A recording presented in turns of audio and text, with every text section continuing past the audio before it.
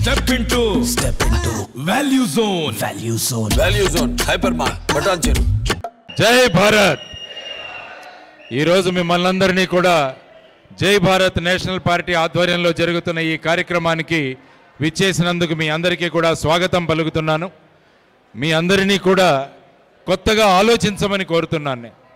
ఎందుకంటే రాజకీయం అంటే ప్రజల్ని మోసం చేయడం, రాజకీయాలంటే వాగ్దానాలు చేయడం, రాజకీయాలంటే బూటకపు మాటలు చెప్పడం, ఇవన్నీ కూడా పరిపాటి అయిపోయింది.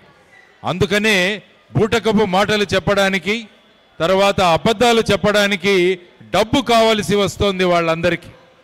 ఆ విధమైన రాజకీయాలు చేయడానికి పుట్టిన పార్టీ కాదు జై భారత్ నేషనల్ పార్టీ. ప్రజలలో మార్పు తీసుకురావడానికి పుట్టిన పార్టీ జై భారత్ నేషనల్ పార్టీ. చాలామంది పార్టీలు పెడుతూ ఉంటారు కానీ ఇది పెట్టిన పార్టీ కాదు, ఇది ప్రజలలోంచి పుట్టిన పార్టీ జై భారత్ నేషనల్ పార్టీ. ఈరోజు ఉదయం వస్తూ మార్కెట్లో వెళ్ళాను. మార్కెట్లో వచ్చిన వాళ్ళందరూ కూడా కూరగాయలు, పళ్ళు చాలా జాగ్రత్తగా ఎన్నుకుంటున్నారు. ఆ బళ్ళ మీద ఉన్న వాళ్ళు ఏదో కూరగాయ ఇవ్వబోతే మాకిది వద్దు, మేమే చూసుకుంటామని చెప్పేసి వాళ్ళు ఎన్నుకుంటున్నారు. మన పిల్లలను ఏదైనా స్కూల్లో వేయాలంటే మనం ఎంత ఆలోచిస్తాం?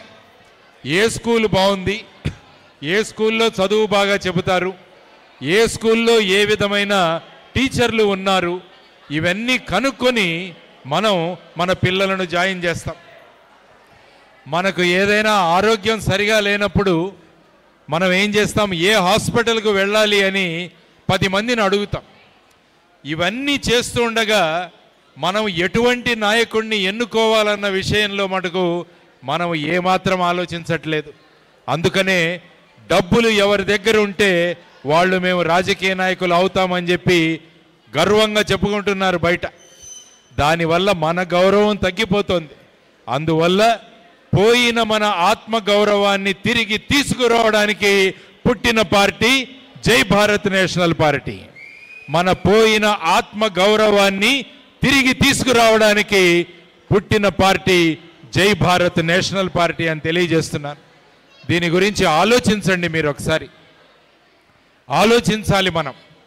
ఎందుకంటే ఒక డాక్టర్ ఏమో మన మంచి వ్యక్తిని ఆ డాక్టర్ చేతిలో పెడితే ఆ డాక్టర్ 5 సంవత్సరాల్లో ఐసీయూలో తోసేశాడు వ్యక్తిని.